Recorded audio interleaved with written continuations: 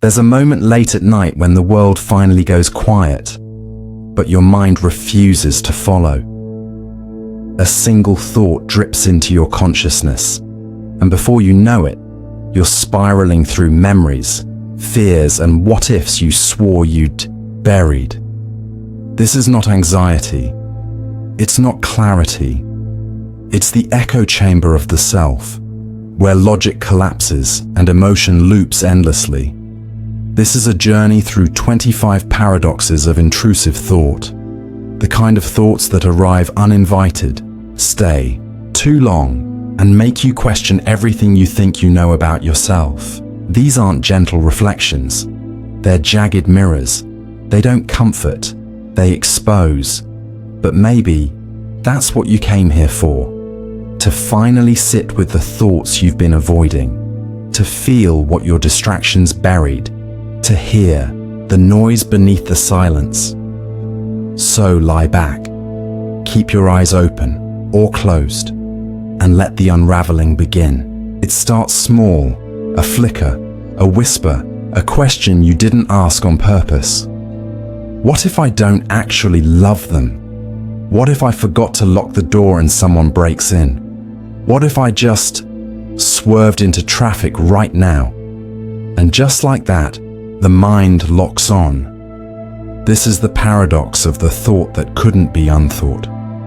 A single mental spark that ignites a wildfire of discomfort, shame, fear, or confusion. A thought you didn't choose, didn't welcome, but now can't escape. Intrusive thoughts are not rational. They are not always true, but they feel real because the mind treats them like threats. And once a threat is perceived, the brain won't let it go easily. It circles, repeats, replays, not because it believes it, but because it wants to make sure it's not true. You tell yourself it's just a thought, but the body doesn't listen. The heart races, the stomach tightens, the palms sweat. The voice inside whispers, but what if it's not just a thought? And so begins the loop. The more you try to push it away, the louder it becomes. The more you try to ignore it, the more it defines your attention. You Google it, you check again, you ask for reassurance, you argue with yourself, you pray it goes away. But all these responses only confirm one thing to the brain. This must be important. Keep watching. So the thought stays. This is the trap. Because thoughts are not dangerous, but the fight against them can be. You begin to believe that because you had the thought, it means something about you. Why would I think that if I were a good person? What kind of monster imagines this? What does it mean that I can't stop thinking? You confuse content with character, reaction with reality, but intrusive thoughts are often the mind's way of poking at your deepest sensitivities. Do you value kindness? The thought might say something cruel. Do you love your child? The thought might flash something unthinkable. Do you pride yourself on control? The thought might threaten chaos. It knows where to strike, not because you're broken, but because you care. And what you care about most becomes the scariest thing to lose or violate. The paradox deepens here. The more importance you place on being good, moral, in control, the more your mind tests you, as if to say, are you sure you're who you think you are? This isn't madness. It's a form of hyper-awareness, a sensitivity turned inward, a psyche that can't rest unless it's certain. But certainty is impossible when it comes to the mind itself. So how do you escape a thought you never chose? You don't. You stop trying, because trying is what keeps it alive. The more you test it, wrestle it, argue with it, the more it takes root. But if you can sit with it, let it exist without feeding it, something strange begins to happen. It loses its power. You realize, I am not this thought. I don't need to prove it wrong. I can let it pass, like a cloud across the sky. This doesn't mean it disappears immediately, but it stops being the storm you think you need to outrun. And slowly, the nervous system unlearns its fear. You begin to trust yourself again, not because you silenced the thought, but because you stopped believing it defined you. The thought might still return, but it lands on different soil. You no longer panic. You no longer plead. You say, there you are. Hello again. And move on. That is power. Not in control, but in permission. Not in purity, but in presence. To know that the mind can create disturbing content and still be safe. To know that you can think something and it does not have to become your truth. To know that even the darkest ideas lose their teeth when you no longer flinch. That is the freedom beyond this paradox. The paradox isn't that the thought stays. It's that once you stop trying to unthink it, it no longer owns you. The real danger was never in the thought itself. It was in the belief that you had to chase it out of existence. Now you don't. You sit, you breathe, you let it come, you let it go. Because not every thought is a puzzle to solve. Not every echo needs a response, and some of the loudest screams in your mind are just old fears dressed up in new costumes. They're only scary until you stop running from them. Guilt is supposed to be a warning, a signal from the conscience that we've strayed from our values, hurt someone, broken a code. It's meant to guide us back, to prompt reflection and change. But sometimes, guilt doesn't fade after you apologize. It doesn't lessen after you make things right. It lingers, festers, and then quietly transforms into something darker. This is the paradox of the guilt that begged to be punished, a feeling that doesn't seek forgiveness, but retribution. A part of the mind that believes deep down that relief must be earned through pain. You might not even notice it at first. You forget your own needs. You sabotage good things. You accept mistreatment as what you deserve. You stay silent when you should speak. You let yourself fail when you could succeed, not because you don't care, but because something inside you whispers, this is the price you have to pay. This isn't rational. It's psychological atonement. When the mind holds guilt, it doesn't know how to release. It starts looking for ways to punish itself. It's like an internal justice system, but one where you're the judge, the jury, and the accused, all locked in the same cell. This can happen for countless reasons. Maybe you hurt someone long ago and never apologized. Maybe you made a choice that saved you but cost someone else. Maybe you were told repeatedly that you were the problem growing up. Or maybe you've internalized a belief that being happy means being selfish. And now, without realizing it, you don't let yourself rest. You don't let yourself win. You don't let yourself heal. You punish yourself in quiet, socially acceptable ways. You overwork until you're numb. You stay in relationships where you're mistreated. You never ask for help. You downplay your talents. You compare yourself to others, always falling short. You call it humility, but it's actually self-penance. And the worst part, the punishment never satisfies the guilt. You might feel a brief release, an emotional exhale after crying or failing or being hurt. But soon after, the guilt creeps back in, and the cycle begins again, because the guilt doesn't want you to hurt. It wants you to understand. But if you skip the reflection, the why, the where did this come from, you end up mistaking suffering for redemption. Here's the twist. Sometimes the guilt isn't even yours. It was planted by a parent who made you responsible for their emotions, by a partner who used blame as control, by a culture that made your identity feel like a burden, by a religion that taught you virtue through fear. You carry this invisible debt, repaying a crime you never committed, and the punishment becomes a way to feel clean. But healing does not come from hurting. Healing comes from acknowledgement. That means looking at the source of your guilt, not to defend it or deny it, but to meet it with compassion. Ask yourself, where did this guilt first begin? Whose voice does it sound like? What does it think I need to suffer for? What truth has it hidden from me? Then go deeper. What would happen if you let the guilt go? Would you lose your sense of control? Would you feel exposed? Would you no longer know who you are without the weight? Sometimes guilt becomes our identity.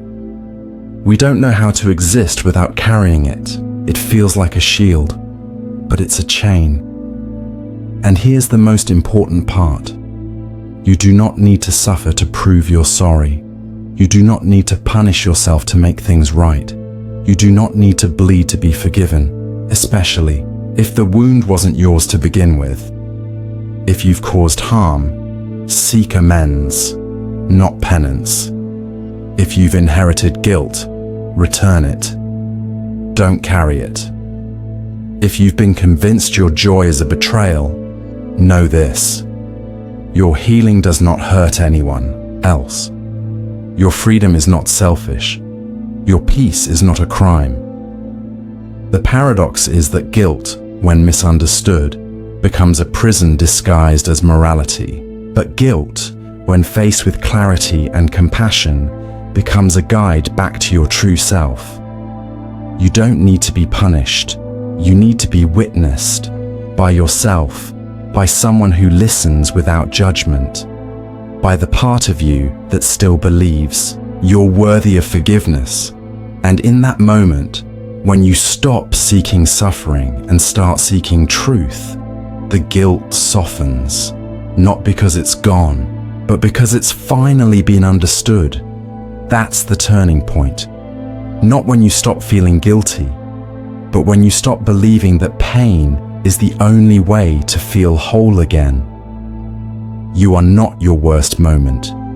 You are not your past silence. You are not what someone once blamed you for. You are the one who survived it all, and who now gets to write a different story. Fear is meant to protect us. It's the oldest part of our survival toolkit, an alarm system that scans the world for danger and urges us to act before it's too late. In its purest form, fear keeps us alive. But in the mind, fear rarely stays pure. It grows roots, it invents stories, it searches not only for threats, but for proof. This is the paradox of the fear that invented its own evidence. A state where fear doesn't wait for danger to appear. It creates it, constructs it, fabricates it from scraps of memory, tone of voice, silence or uncertainty, until it feels completely, undeniably real. You think, they haven't texted back. Something's wrong. She looked at me strangely. I must have upset her. That twitch in my chest? It's definitely something fatal. They're laughing over there. Are they laughing at me? And before you realize it, your mind is a courtroom. But the trial has no jury, no witnesses, just your fear acting as prosecutor and judge. Every glance becomes a threat. Every pause becomes a judgment. Every unknown becomes a guarantee of disaster. Fear convinces you that you are simply being careful, that you are just paying attention to the signs. But what it doesn't tell you is that it's the one planting those signs. This is not just anxiety, it's confirmation bias on emotional overdrive. Once fear has a theory, the brain goes looking for anything that supports it and ignores everything that doesn't. Did they smile at you? Doesn't matter. Did they say it's okay? You don't believe them. Did the test results come back clean? It must have missed something. This is why fear can be so exhausting. You're not responding to reality. You're responding to a version of reality sculpted by fear's trembling hands. And it's convincing, because the body doesn't know the difference between a real threat and a vividly imagined one. Your heart pounds, your breath shortens, your muscles tense. You say, "But what if I'm right?" And fear says, "Better to prepare for the worst." So you do. You rehearse arguments that haven't happened. You mourn losses that haven't occurred. You protect yourself from people who aren't even attacking. And in the process, you become trapped. Not by the world, but by your interpretation of it. Here's the most unsettling truth. Fear doesn't need the world to be dangerous. It just needs you to believe it might be. And when you do, you start to act on it. You distance yourself before they can leave you. You apologize excessively, hoping to prevent conflict. You cancel plans to avoid imagined embarrassment. You triple check everything, hoping to control the uncontrollable. And suddenly, fear is right. Not because it predicted the future, but because it helped create the outcome it was afraid of. You feared rejection, so you pulled away. They felt the distance and responded in kind. You feared failure, so you avoided trying. The opportunity passed, and failure became your reality. This is the loop. Fear creates the evidence it needs to justify itself. And now the fear feels validated, which only makes it harder to escape. So how do you break this cycle? You start by doing the opposite of what fear demands. Fear says, "Protect yourself." You say, "I'll stay open." Fear says, "Don't trust them." You say, "I'll ask, not assume." Fear says, "It's going to go wrong." You say, "Let's find out." This is not recklessness. It's mindful courage. It's the practice of noticing fear and choosing not to follow its map. But don't shame the fear. It developed for a reason. Maybe someone really did leave you before. Maybe your environment once punished vulnerability. Maybe the chaos of your past taught you that control, safety. So now your mind tries to predict pain before it comes, not to hurt you, but to prepare you. Fear always thinks it's helping, but healing begins when you whisper back, "Thank you for trying to protect me, but I no longer need to be protected from things that haven't happened." Because most of what fear says is possible, never happens. And even when it does, it rarely arrives in the way you imagined. The pain you predicted is usually worse than the pain you actually experience. So what if, just once, you didn't follow fear's evidence? What if you waited a little longer before reacting? What if you asked for clarity instead of assuming the worst? What if you challenged your interpretations, even gently? Fear won't vanish overnight, but your relationship to it can change. And when it does, fear becomes less of a dictator and more of a signal. something here matters. Let's explore it, with care, not control. Because at the end of the day, it's not the fear that breaks you down. It's the belief that it's always telling the truth. And sometimes, fear is just a storyteller who doesn't know when to stop talking.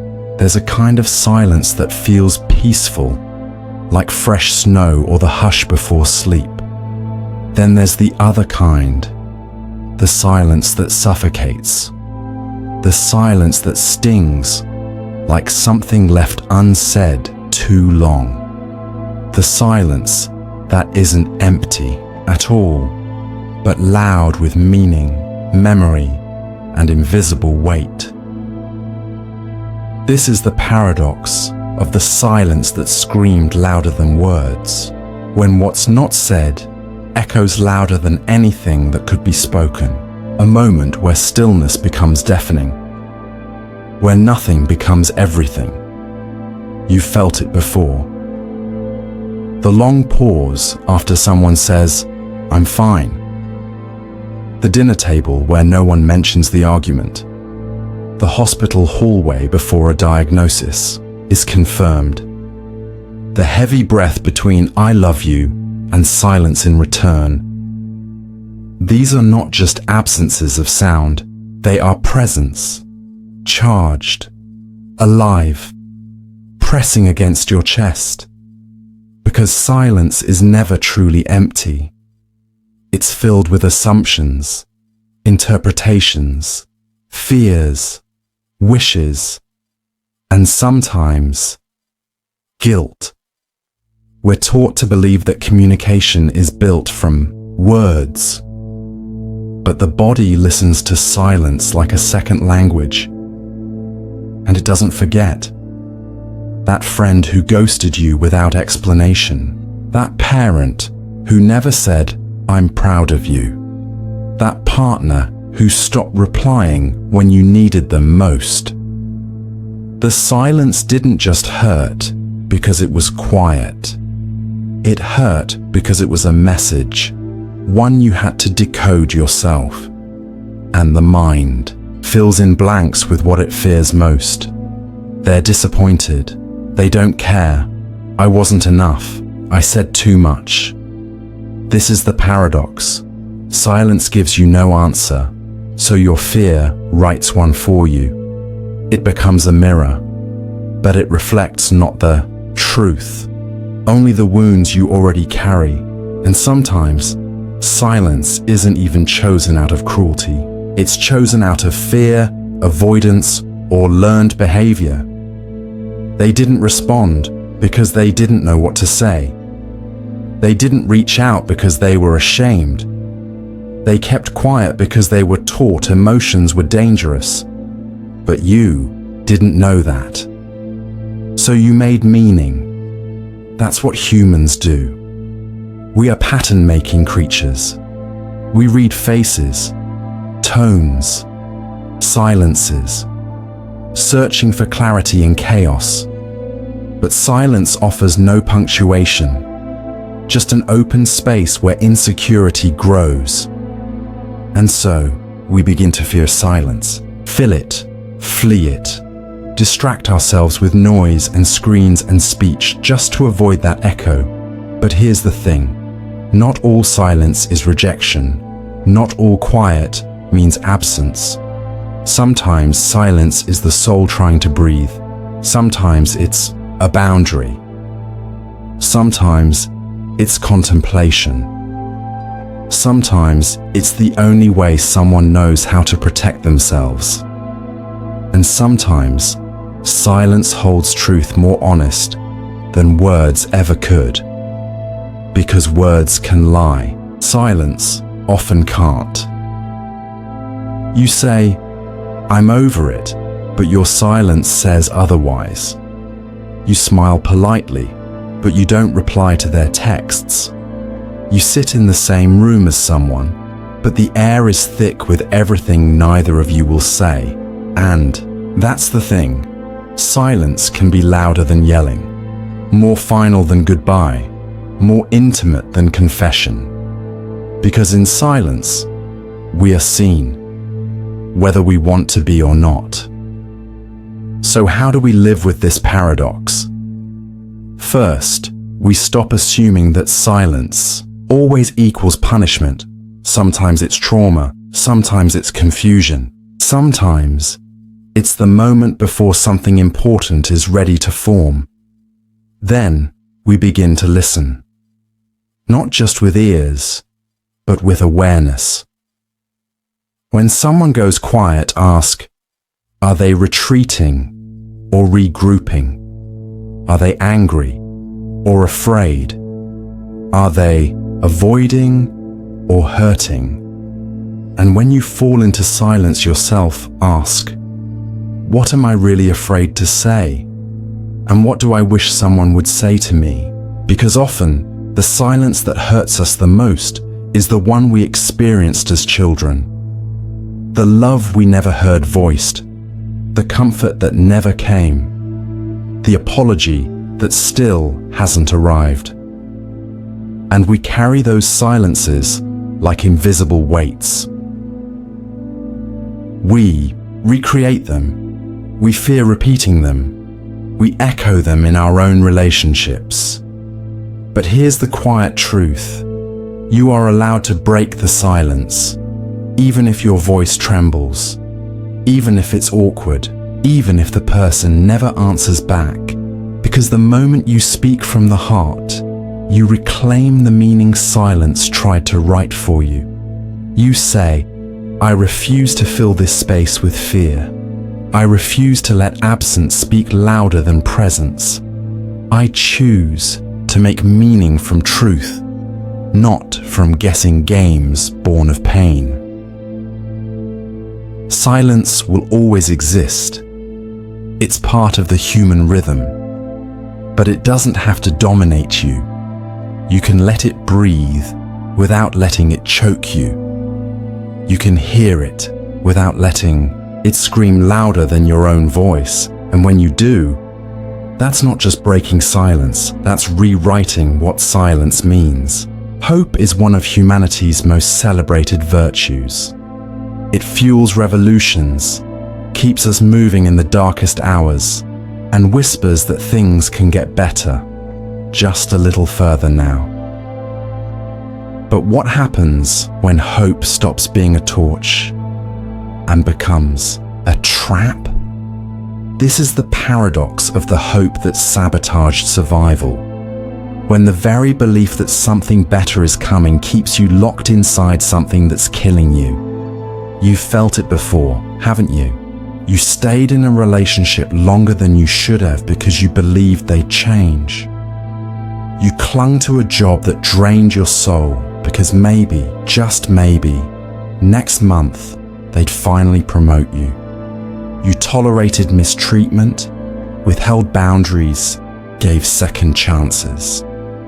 Not because it was right, but because you hoped. And that hope became the chain. You told yourself, it'll be worth it in the end. Maybe I'm just overreacting. If I give more, they'll see my worth. But the truth was simpler. Hope was the only thing keeping you in pain, because walking away felt like giving up. And giving up felt like failure. And failure meant the dream died, and you weren't ready to bury it, so you stayed, you endured. You waited for a sign that it wasn't all for nothing. But signs don't always come. And sometimes waiting becomes withering. This is what nobody tells you. Hope can lie. It can dress up denial in optimism. It can wrap self-abandonment in the illusion of resilience. You keep drinking poison, believing it's medicine, because one day it might start to work.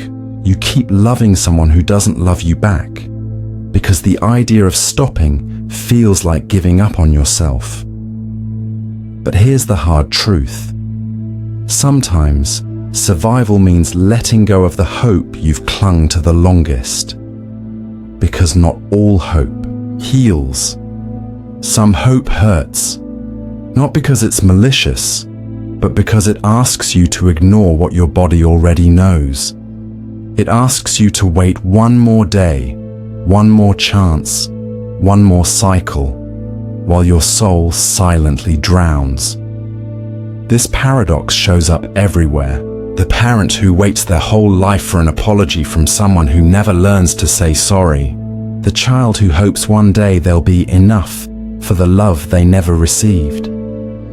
The artist who waits for permission to start because they're hoping someone else will believe in them first. The partner who excuses years of disrespect because they believe the other person has potential. And so, hope becomes less of a guide and more of a justification for self-betrayal. But how do you know when hope is hurting you? You start to feel smaller, tired, numb. You tell yourself you're being strong, but strength should never cost you your sense of self. You begin to dread the very thing you claim to be hoping for. You fantasize about escape, but feel too guilty to act on it. You live in the future because the present is unbearable, and slowly you stop surviving. You just endure. That's the cost of false hope. It teaches you that suffering has meaning, when sometimes it doesn't. It convinces you to invest in broken things because you've already paid too much to leave. It makes you feel loyal to pain. But listen, you don't have to keep proving your love through endurance. You don't have to stay in something just because you once believed in it. You're allowed to stop hoping and start healing. Hope that Sabotaged's survival is not noble. It's a refusal to grieve. It's an unwillingness to say, this hurts more than it helps. And grief is terrifying because it means admitting that something you wanted deeply, fully, and beautifully won't happen the way you imagined. But in that grief is freedom, because once you grieve the fantasy, you make space for reality, for new paths, new stories, new kinds of hope, ones based not in illusion, but in truth. Healthy hope doesn't require you to shrink. It doesn't need you to suffer endlessly. It doesn't hold you hostage to someone else's potential. Healthy hope says, you deserve peace now. You are allowed to choose yourself. Let go, not because you failed, but because you finally saw the truth. This is not giving up. This is waking up to the difference between hope that sustains and hope that starves. So, if you're listening to this and wondering whether you're holding on to something too long, ask yourself, is this hope feeding me, or is it costing me everything? Is it giving me life, or draining what little I have left? If it's the latter, it's okay to let go. Let the dream die. Let the story end. Not all chapters are meant to be completed. Not all promises are meant to be kept. And not all hope is worth the price of your survival. It starts with a question, one you can't quite silence. Are they mad at me? What if I made the wrong choice? Do they actually love me, or are they pretending? What if I forgot to check? What if something goes wrong? You ask, and someone answers. They reassure you, no, you're fine. Everything's okay. You didn't do anything wrong.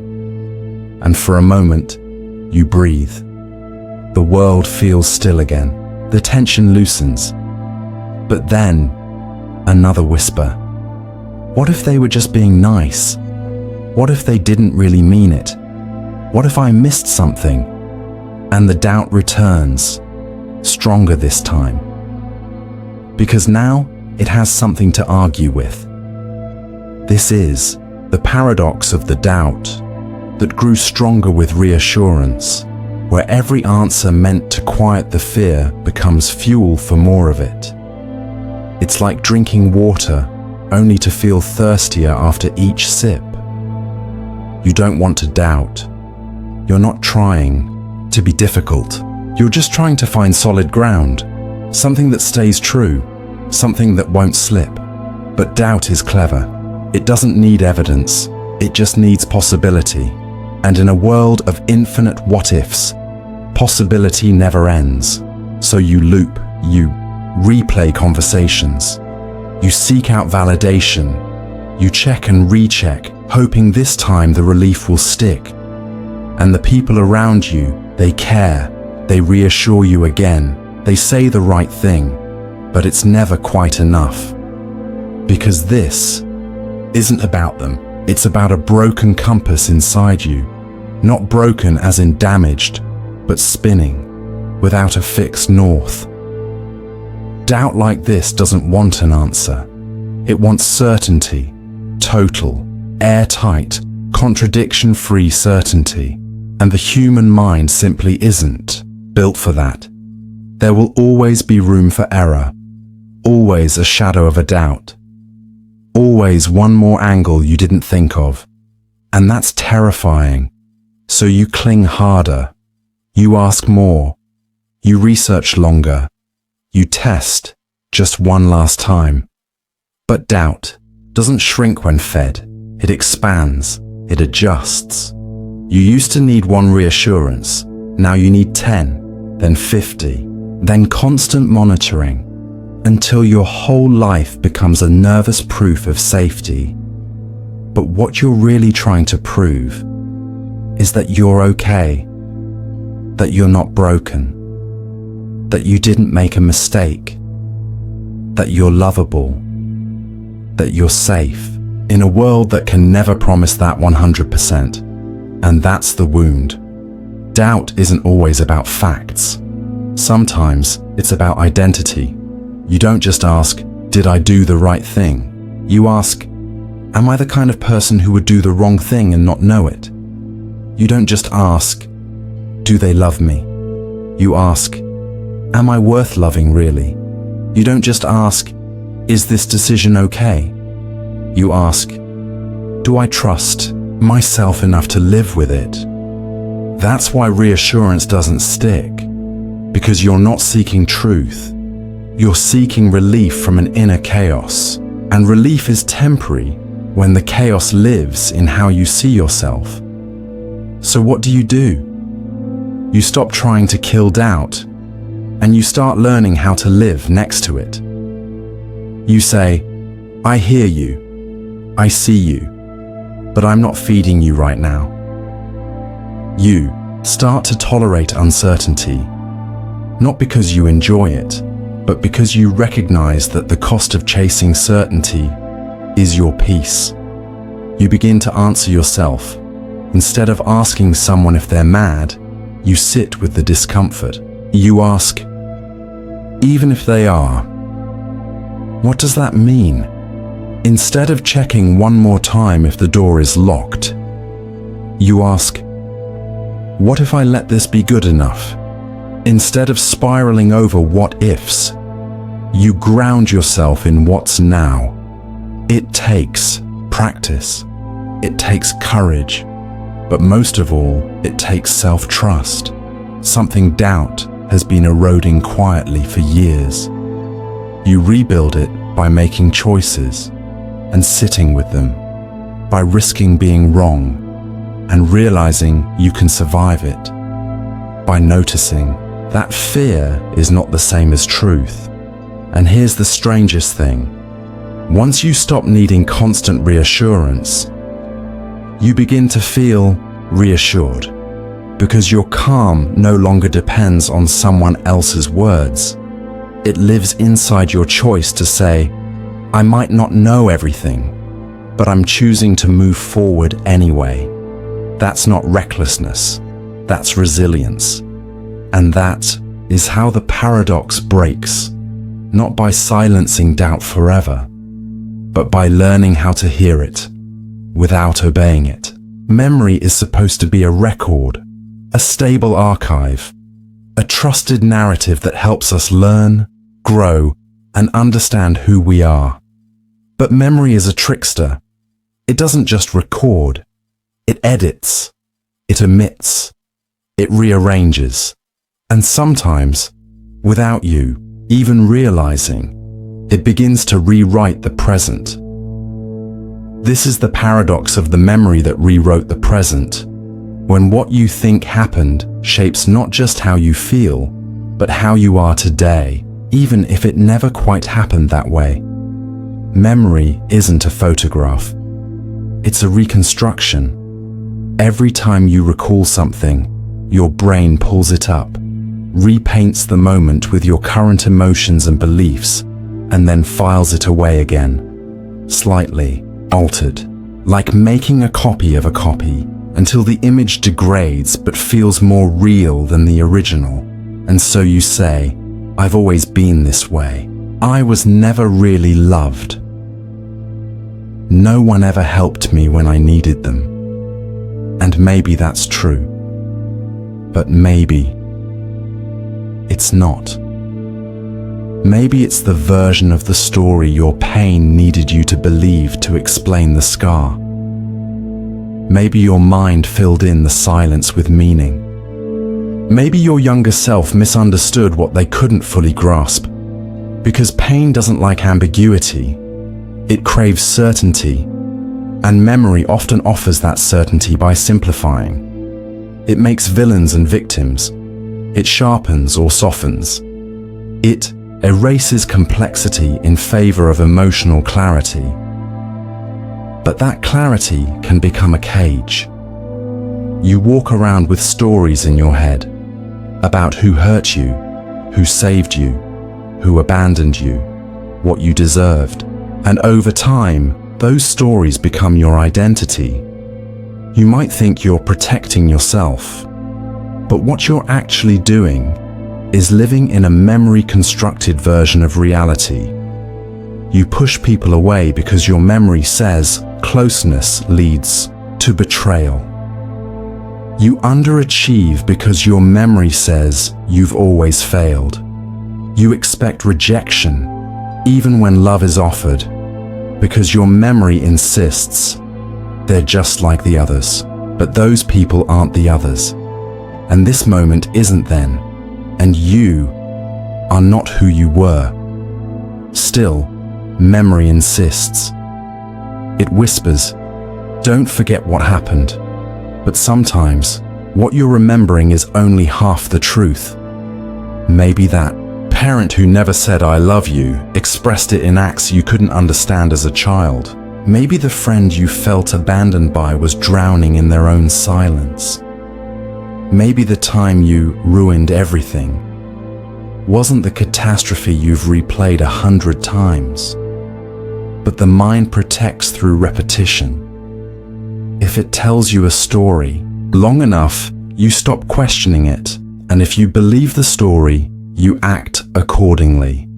That's how memory rewrites the present, not by force, but by persuasion. Your nervous system doesn't know the difference between a real threat and a remembered one. So your body tenses the same way. Your heart races the same way. Your emotions flood the same way. And slowly, the hype memory becomes reality, because your reactions shape your outcomes. You avoid, you defend, you expect, and the world responds in kind. This is how people stay trapped in trauma loops, not because the trauma is repeating, but because the memory of it keeps triggering present behaviors. So what do?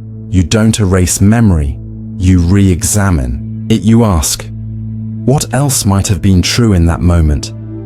Is this memory a fact or a feeling I wrapped into a story?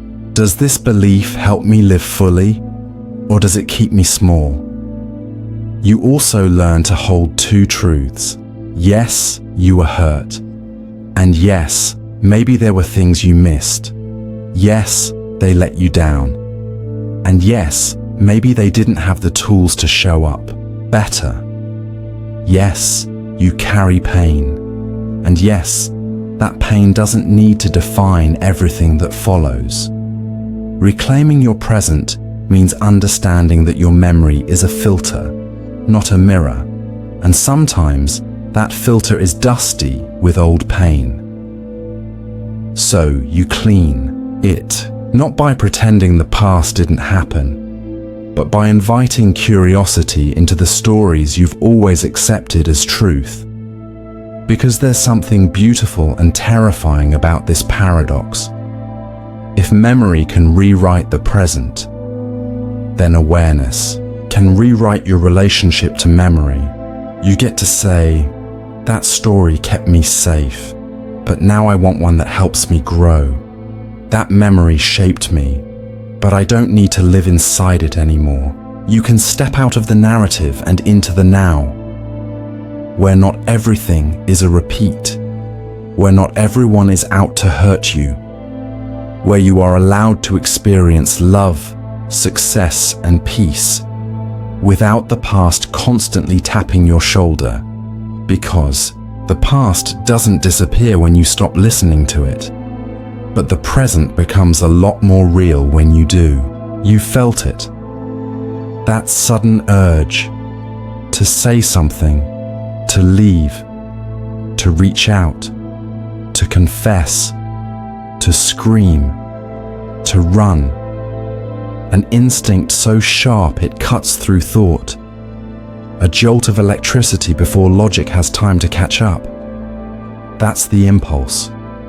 The raw, unfiltered voice of the self before it's buried by what if and maybe not. But what happens when you don't follow it? When the moment stretches and your courage shrinks? This is the paradox of the impulse that waited too long. When the instinct to act is so real, so pure, that hesitation kills it. The longer you wait, the more the impulse decays. And once it's gone, you don't just lose the moment. You lose something inside yourself. You tell yourself, I'll do it later. It's probably not the right time. I need to think it through.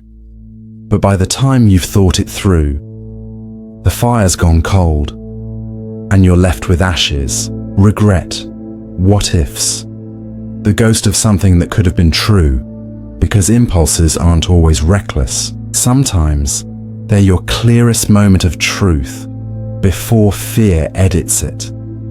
You felt the pull to speak your mind before politeness muted you. You felt the love rise in your chest before insecurity told you it wasn't mutual. You knew you needed to walk away before guilt convinced you to stay. You saw the opportunity, but paused too long, and the door closed. This is the tragedy. The longer you hesitate, the louder fear becomes. And fear doesn't want clarity. It wants control. So it interrogates the impulse. What if I regret it? What if I'm wrong? What if I make a fool of myself? And suddenly, what was once obvious becomes complicated. So you sit with it. Too long. You rationalize in circles, trying to find the perfect way, the right moment, the guaranteed outcome. But the truth is, impulse doesn't live in perfection. It lives in honesty. And honesty is messy. It's raw. It's vulnerable, which is exactly why it scares you. Because acting on impulse means letting go of the illusion that you can predict or control the response. And that's terrifying. So you wait. And waiting becomes habit.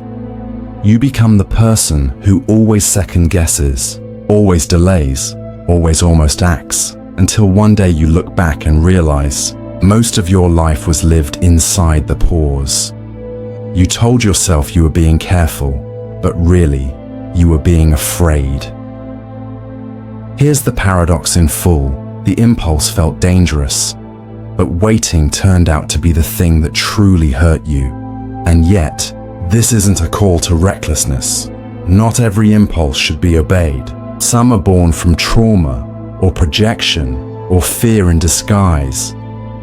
But the ones you remember, the ones that haunt you, are usually the ones that came from somewhere real. They were your truth before the world talked you out of it. So how do you know which impulses to trust? You listen, not just with your head, but with your body. The impulse that's rooted in truth often feels still, even when it's intense. It doesn't scream, it doesn't rush, it pulses, steady, clear, undeniable. It says, "This is me," before the masks. This is what I know, before I overthink it. And when you feel that, the choice isn't about right or wrong. It's about real or unreal. Am I going to be honest with this moment? Or am I going to betray it just to feel safe? You're allowed to act, to speak, to reach, to leap, even if it's awkward, even if it doesn't go perfectly, even if it leaves you exposed, because the cost of honesty is vulnerability, but the cost of delay is regret. And regret lingers longer than risk. You'll forget the rejection, you'll forget the embarrassment, but you won't forget the time you didn't try. You won't forget the love you didn't express, the truth you didn't speak, the version of yourself you silenced out of fear. So what would happen if you followed one impulse today? Not all of them. Just one. One truth, one step, one risk. What if you made a move before the overthinking kicked in? What if you sent the message, said the words, walked toward the thing instead of away? What if you listened to the voice inside you before the fear had time to rewrite the script? That's where your life lives. Not in the perfection of planning, but in the honesty of action. Because sometimes the thing that saves you is the thing you almost didn't do. Some truths arrive like lightning, undeniable, electric, uncontainable. They throb in your chest, burn in your throat, ache at the edge of your lips, desperate to be let out. But still, you hold them in, not because they aren't real, not because they aren't important, but because saying them out loud feels like stepping off a cliff. This is the paradox of the truth that was too unsafe to speak, when the very thing that could set you free is the same thing that could destroy everything around you. There are truths we carry quietly, truths we swallow daily, truths we pretend we never realized. Not because we're dishonest, but because we've learned. Not all honesty is welcome. Not all truths are safe. You've probably lived this already. You wanted to say, "I'm not okay," but you feared they'd think you were weak. You wanted to tell them, "I love you," but you feared it would scare them away. You needed to admit, "I can't do this anymore," but you feared it would hurt someone more than it would heal you. So instead, you lied by omission.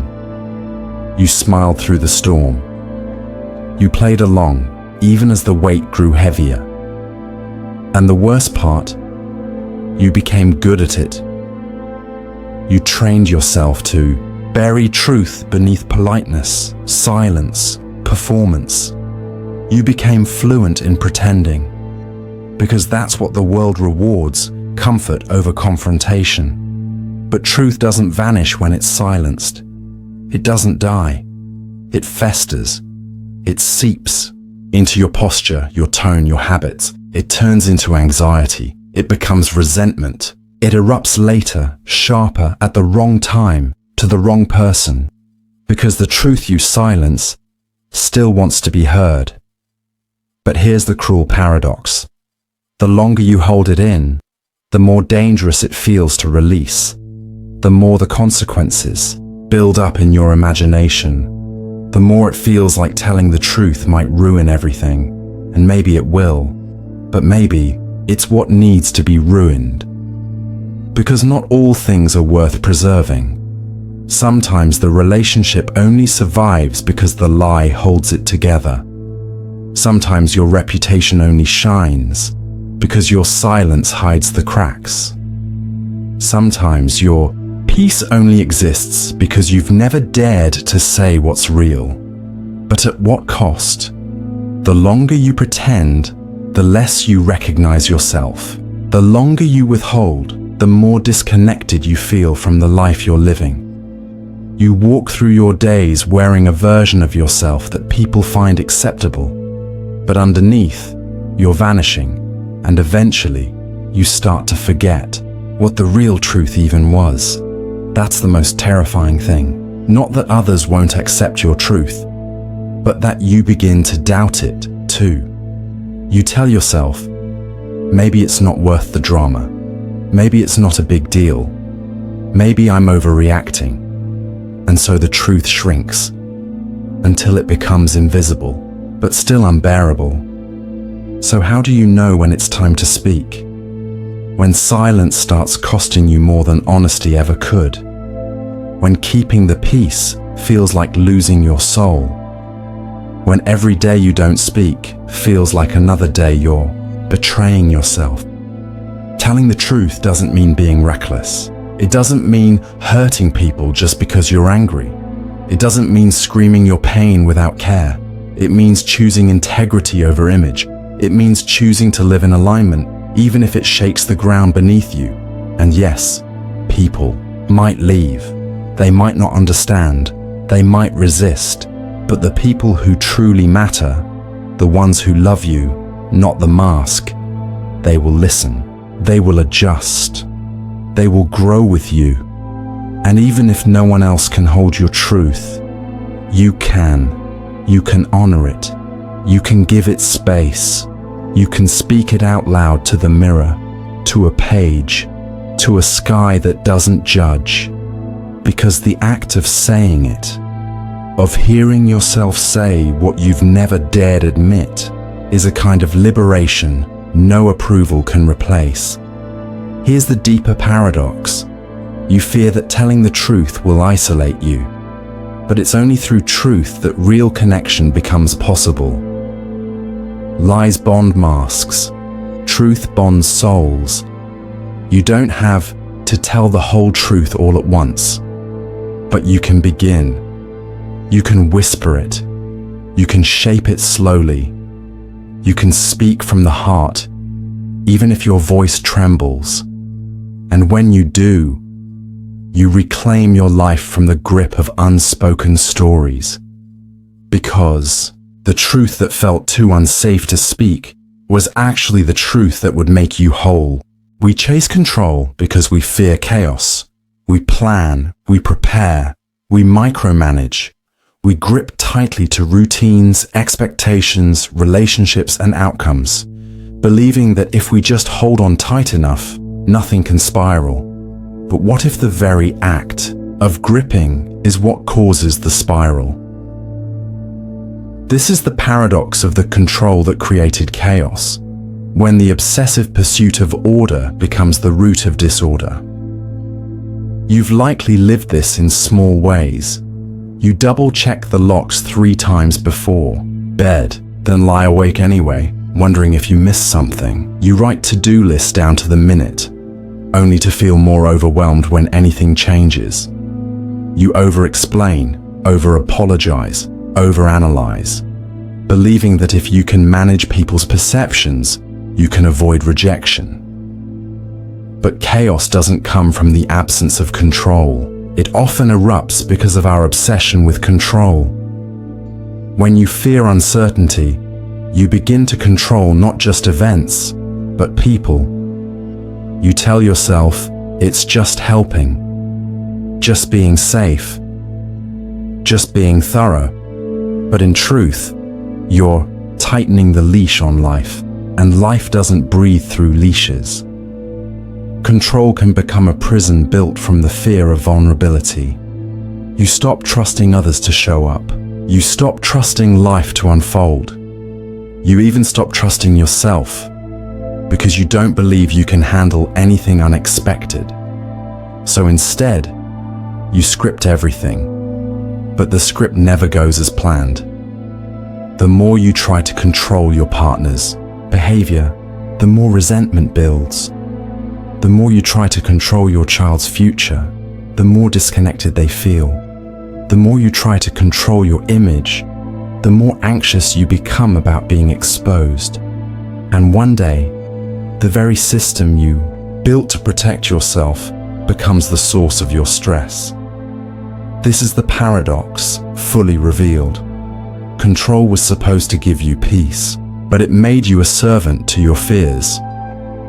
It created more rules to follow, more outcomes to guard, more spinning plates in the air, until one falls, and suddenly you're spiraling. And when chaos does arrive, because it always does, you're less equipped to handle it, because control didn't teach you flexibility, it taught you rigidity, and rigidity shatters under pressure. We think control makes us strong, but real strength is adaptability. It's being able to respond, not resist. It's learning how to breathe through the unknown, not avoid it entirely. So why do we cling to control so hard? Because underneath it is fear. Fear of abandonment, fear of failure, fear of pain that caught us off guard in the past and left a scar so deep we swore, never again. Control is the illusion that we can prevent hurt by never being surprised again. But life doesn't honor that contract. Storms still come, plans still fall apart, people still leave, and you're still left with the truth you were trying to avoid. You can't control everything. So the real shift comes not in letting go of all control, but in learning where to loosen your grip. You ask, is this something I can influence or something I need to accept? Am I responding out of fear or out of trust? Does my control feel like empowerment or like suffocation? Because here's the beauty of surrender. It's not giving up. It's giving space. Space for life to surprise you. Space for others to be who they are. Space for you to discover your own strength. Not in perfection, but in presence. The people who thrive through chaos aren't the ones who prepared for every outcome. They're the ones who learn to stay soft through change. To say, I didn't plan for this, but I'll meet it anyway. You become powerful not when you control everything, but when you stop needing to. That's when peace arrives, not the brittle conditional peace of nothing went wrong, but the deep, quiet peace of even if it does, I'll be okay. So, if your life feels chaotic right now, ask yourself, is it the world spinning out of control? Or is it your need for control refusing to bend? Maybe the chaos isn't attacking you. Maybe it's inviting you to loosen, to release, to trust. And yes, that's terrifying. But it's also liberating, because once you stop controlling every variable, you start experiencing life in its raw, unscripted fullness. The laughter you didn't schedule, the connection you didn't expect, the growth that only happens when your plans fall apart. So maybe the goal isn't to eliminate chaos, maybe it's to stop fearing it. Because when you stop fearing chaos, you stop creating it. There's a moment, subtle, almost invisible, when interest turns to fixation, when curiosity becomes compulsion, when what once gave you energy begins to consume you. This is the paradox of the obsession that replaced identity, when the thing you loved becomes the only thing that defines you, even as it quietly hollows you out. At first, it feels empowering. You found your thing, that career, that craft, that person, that purpose. It gives you focus, structure, meaning. You pour yourself into it. And for a while, it feels like clarity. But then, without warning, the boundaries blur. You're no longer doing the thing. You are the thing. And anything that threatens it, criticism, failure, even rest, feels like a threat to you. You can't just have a bad day. You're a bad person. You can't just fail a test. You are a failure. Because now your worth isn't rooted in who you are, but in how well you perform the obsession.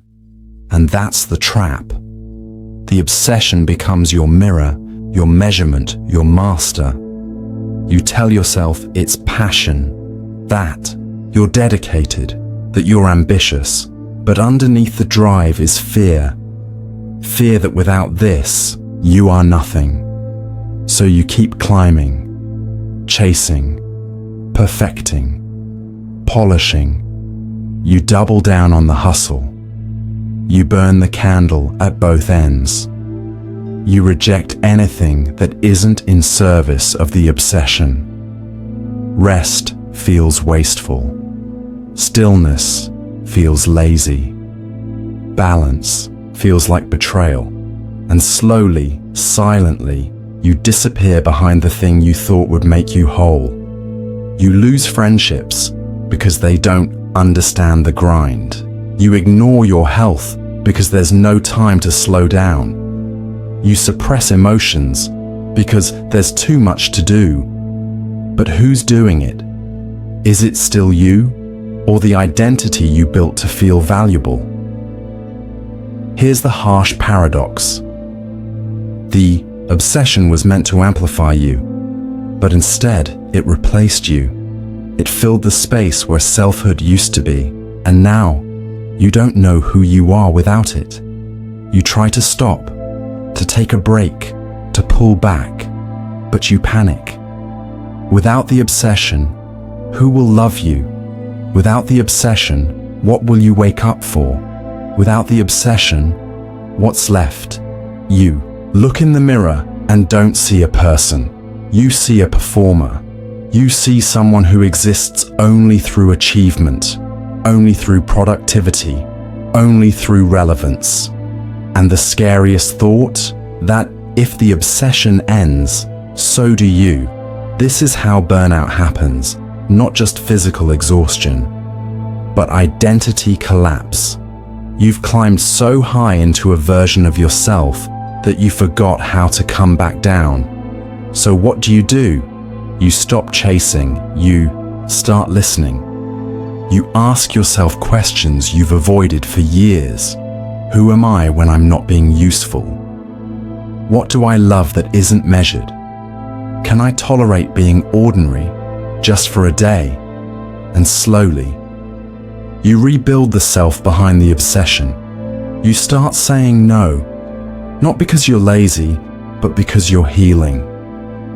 You let go of perfection, not because you've given up, but because you've outgrown the need to prove. You reintroduce joy that has no scoreboard.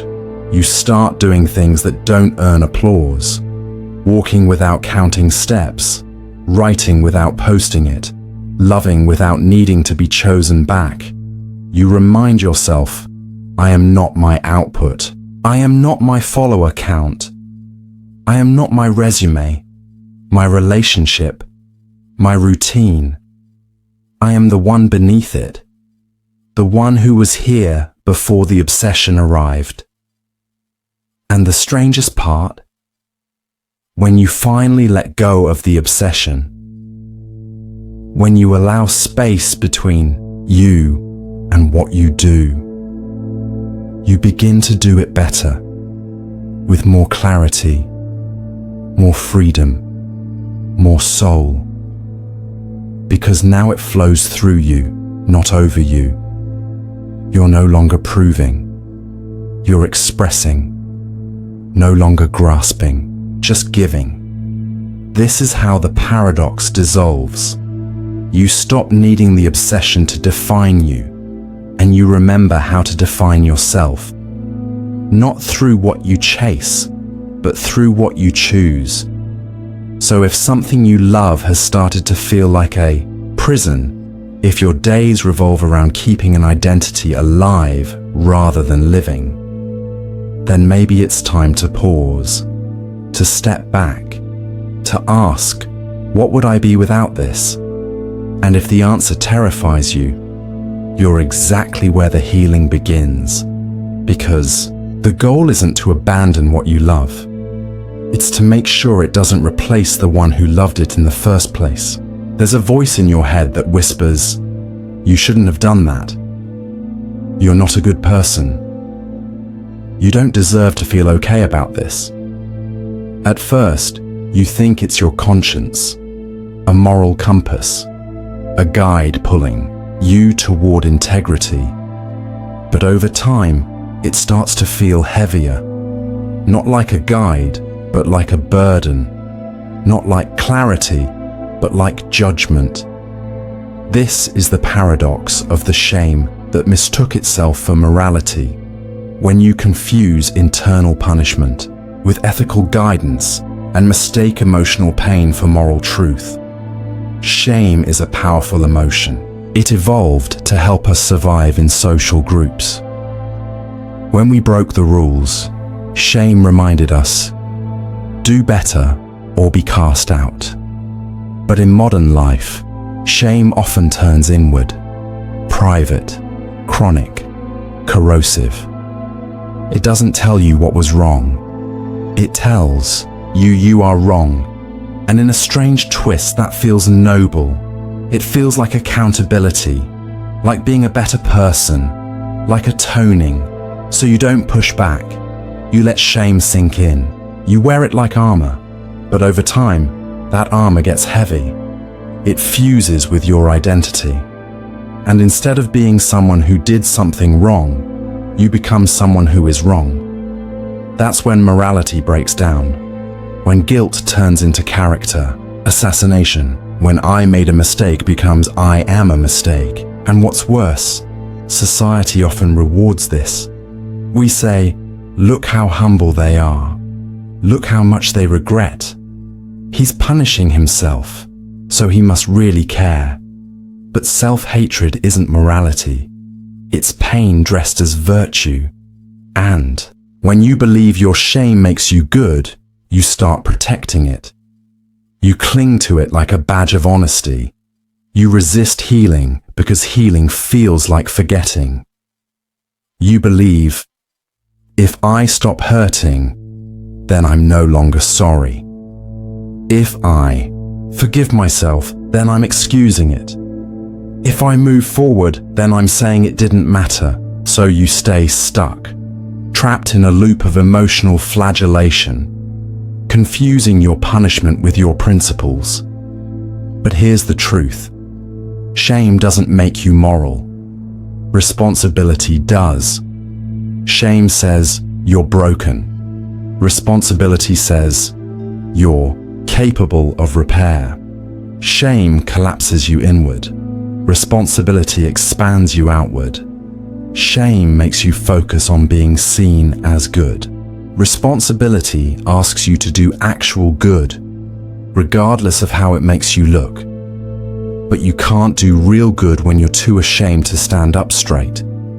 You can't offer your gifts to the world when you believe you're unworthy to give them. You can't model growth when you're buried in self-disgust. This is where the paradox sharpens. Shame says, stay small because you messed up. But morality says, rise up because you can do better. And rising up, facing your actions, making amends, learning, changing, requires courage. Not shame. You might think shame keeps you accountable, but often it keeps you silent. You don't apologize because you don't believe you're worth forgiving. You don't own your actions because the shame is too overwhelming to face. You don't grow because you think you don't deserve to.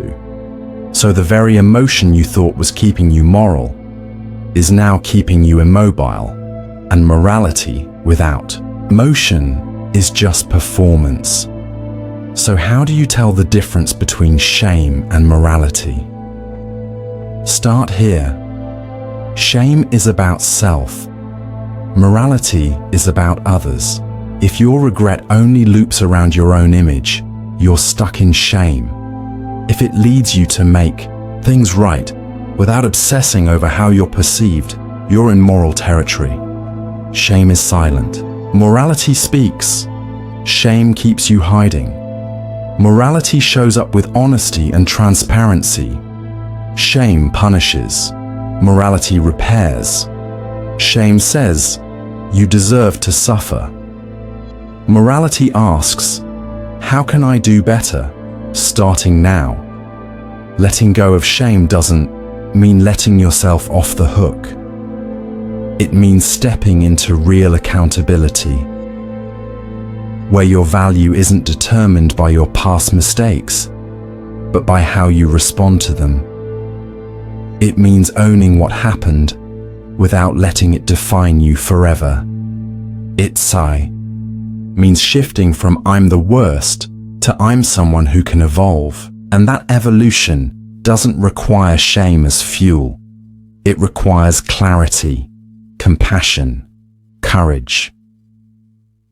So if your inner critic tells you that hurting yourself is the moral high ground, ask who benefits from that belief. Because the world doesn't need more self-loathing people. It needs people brave enough to face their flaws and still choose growth, to hold both truth and grace, to say, yes, I got it wrong, but I am not the sum of my worst moment. I am the shape of what I choose to become. That's morality. That's transformation. That's the strength shame will never give you. There's a haunting irony to desire. We chase what we think we want, but the closer it gets, the more we flinch. This is the paradox of the desire that feared fulfillment, the yearning for something so deeply, only to sabotage it the moment it becomes real. You say you want love, but when someone loves you sincerely, your stomach tightens. You overthink. You pull away. You say you want success. But when the opportunity lands in your lap, you suddenly feel unworthy, incapable, like a fraud who's about to be exposed. Desire, it turns out, isn't always a straight line. Sometimes it loops back into fear, not because we don't want the thing, but because we've tied our identity to the wanting, not the having. Wanting gives you direction. It fuels your story. It keeps you moving. But having ends the narrative. It forces you to become the person who lives with the thing you once only dreamed of. And that's where the panic sets in, because fulfillment demands something desire never had to. Worthiness. To receive love, you must believe you deserve it. To achieve success, you must accept that it's not a mistake. But many of us are more comfortable craving than confronting our hidden sense of inadequacy. It's safer to want and blame the world for not delivering than to get it and blame ourselves for ruining it. So we self-sabotage. We date unavailable people. We procrastinate on our goals. We shrink when we should rise. We say we're not ready, when what we really mean is, what if I was never good enough to begin with? Desire becomes an illusion of progress, a perpetual hunger that keeps us distracted from the real fear. Who would I be without this longing? Sometimes we don't fear failure, we fear fulfillment. Because once we have it, there's no more excuse, no more distance. Now it's your responsibility to live it, to hold it, to not destroy it. And that's terrifying. So what's the way out? It starts by recognizing the two selves inside you. The self that dreams boldly, the self that whispers, "You don't deserve that." Instead of letting them fight, let them speak. Ask the second self, "What are you afraid will happen if I get what I want?" And it will say things like, "You'll lose it. They'll leave. You'll be exposed." Now, meet that fear with something you've never given it before, compassion. Because this self isn't evil, it's protective. It was born in disappointment. It remembers every time you were hurt, rejected, or made to feel small. It doesn't hate desire. It just wants you safe. But safety and aliveness don't always hold hands. Sometimes you have to let desire win and let that inner voice grieve what it means to grow. You move forward scared, not because fear is gone, but because desire matters more. Fulfillment doesn't mean the end of fear. It means you're willing to feel fear and still receive. And when you do, you discover a new paradox. Desire fulfilled doesn't erase your hunger. It deepens your capacity to choose from wholeness instead of lack. You stop chasing to feel worthy and start choosing what matches your worth. That's what fulfillment really is. Not the absence of longing, but the ability to let your life reflect what you once only imagined. And when you live from that place, desire becomes something softer, less desperate, more sacred. No longer a craving that controls you, but a compass that guides you home. Pain is supposed to end. That's what we're taught. You suffer, you heal, you move on. But what if that isn't always true? What if the pain you carry doesn't want to go away? This is the paradox of the pain that needed to stay unhealed. The ache you cling to, not because you love suffering, but because healing would mean letting go of something that once kept you safe. Sometimes we carry pain like a story. It gives us identity. It explains why we are the way we are. My father abandoned me. I was never chosen. I gave everything, and it was never enough. These wounds don't just hurt. They shape us. They become our origin myths. They become our reasons. And once you heal, then what? What happens when you can no longer blame the past? When the shield becomes unnecessary, and the scar no longer earns sympathy? Pain, for many, becomes proof of survival. A badge that says, "I went through something real." To lose it feels like betrayal. Healing would mean you're okay now. But what if you're not ready to be okay? What if being okay feels like forgetting? Like minimizing what happened? So you keep the pain alive. You poke at it in quiet moments. You tell the same story again and again. You romanticize your suffering until it becomes sacred. And in that sacredness, you become stuck. Because to move forward feels like erasing your own history. This isn't weakness, it's grief. Pain that stays unhealed is often pain that was never fully acknowledged in the first place. You weren't heard. You weren't validated. You had to pretend you were fine when you weren't. So now your mind says, if I let this go, who will remember what I went through? You become the archive, the living reminder, not because you want to, but because no one else did. And now healing feels like silence. It feels like invisibility.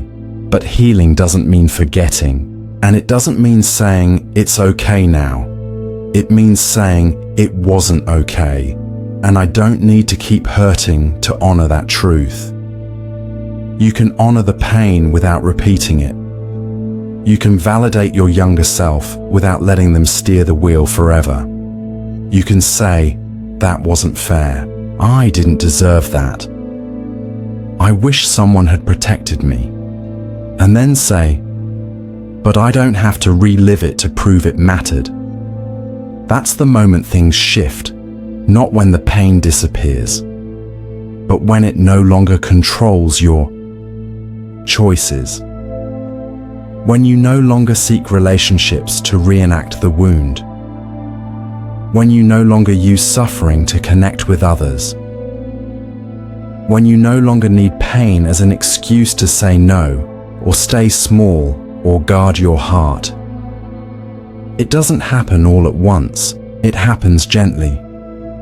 The pain softens. It becomes a memory, not a definition. It becomes something you carry, not something you become. You'll still feel it sometimes. In anniversaries, in dreams, in the smell of a place you haven't visited in years, but it won't hijack you because you've told the story fully, felt it all the way through, given it a voice, and then given it rest. That's healing, not erasing, but releasing. Pain that needed to stay unhealed wasn't stubborn. It was patient, waiting for you to finally look at it, not as a curse, but as a messenger. And once the message is received, the pain no longer needs to scream. It can become silence, not the silence of avoidance, but the silence of peace. Some forms of destruction wear chaos on their sleeves. Impulsivity, recklessness, the scream for help. But others are quiet, calculated, disguised as reason. This is the paradox of the logic that justified self-destruction. When the collapse of the self doesn't come from madness, but from cold, rational thought. It sounds like, I'm not good enough, so I shouldn't try. They'll just leave anyway, so why open up? I always mess things up, so I'll stay out of the way. These aren't emotional outbursts. They're conclusions, built on experience, backed by patterns, seemingly airtight. It feels responsible, even noble. Like protecting others from your failure is the right thing to do. You isolate, withdraw, deny yourself joy, connection, ambition. Not because you're falling apart, but because it makes sense. You're not spiraling. You're executing a plan to avoid disappointment, to minimize damage, to prevent vulnerability from ever being weaponized again. You build a life so small, so safe, that nothing can break you, except you. Because logic isn't always truth. Sometimes it's just fear in a suit and tie. It uses past pain as data. It runs simulations of what could go wrong. It convinces you that not trying is smarter than failing, that numbness is wiser than heartbreak, that obscurity is safer than being seen. And the worst part, it works until it doesn't. Because eventually, the cage gets too tight. The life gets too quiet. The ambition returns as restlessness. The loneliness becomes deafening. And suddenly, the logic that once protected you feels like a wall you built too high to climb out of. That's the twist. The self you were trying to protect has become a prisoner. So what do you do when your own reasoning has turned against you? You question the algorithm. You stop asking, what makes sense based on the past? And start asking, what serves the life I want to create? Because logic can only use what you feed it. If your inputs are shame and fear, your outputs will be limitation and withdrawal. But if you feed it possibility, even small, shaky hopes, it starts building new models. Instead of, they'll leave if I open up, try, some might stay if I do. Instead of, I'll fail if I try, I'll learn either way. This isn't blind optimism, it's recalibrated logic. It still thinks, it still evaluates, but now it includes your growth, not just your past. You also learn to interrupt the flow. When you catch yourself thinking, they're better off without me, pause. Ask, would I say this to someone I love? What else could be true? You challenge the mind that has turned your pain into math. You bring emotion back to the table, not to dominate logic, but to balance it, because self-destruction is never truly rational. It just borrows logic's tone. And once you see that, you can start rewriting the script. You realize being kind to yourself isn't self-indulgent. Taking up space isn't arrogance. Trying and failing doesn't make you foolish. It makes you alive. Eventually, the logic adapts. It learns that self-preservation doesn't have to mean self-erasure. You can protect yourself and still take risks. You can be thoughtful without being cruel to yourself. You can prepare for outcomes without pre-deciding your worth. And the thoughts that once seemed so reasonable, so final, begin to sound absurd in the light, like outdated instructions for a person you no longer are. That's when you know you're free. Not because the self-destructive logic is gone, but because it no longer makes sense. And when destruction no longer sounds like reason, you stop mistaking survival for life.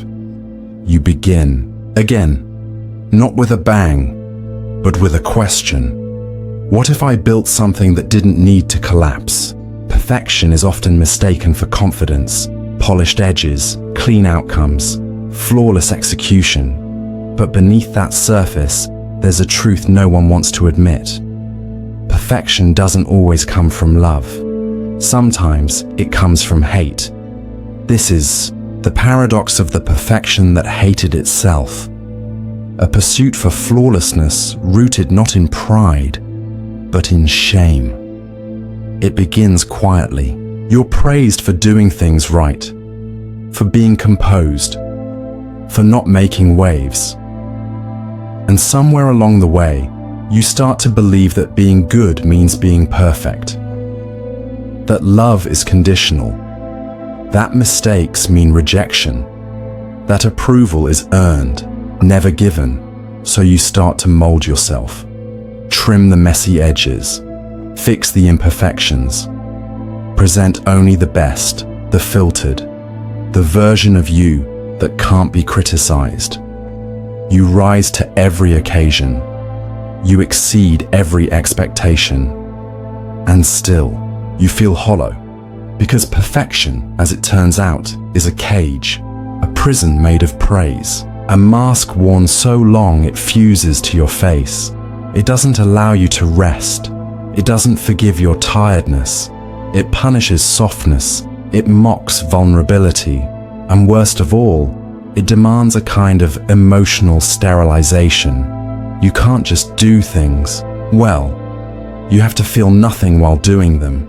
You become efficient, but detached, admired, but unknown, successful, but unloved, especially by yourself, because the perfectionist self doesn't believe it's worth anything without performance. It thrives on achievement because it's terrified of what's underneath. The fear is simple. If I stop being perfect, they'll see who I really am. And the hidden thought beneath that? They won't like it. So the perfectionist keeps performing. But the more it perfects, the more it resents itself. Every flaw feels like betrayal. Every compliment feels fake.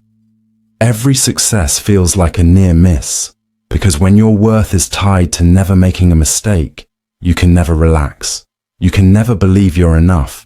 You live in a constant state of preemptive damage control, and in that state, perfection becomes self-hatred in disguise. But what if you let it go? Not all at once, but just a crack in the wall.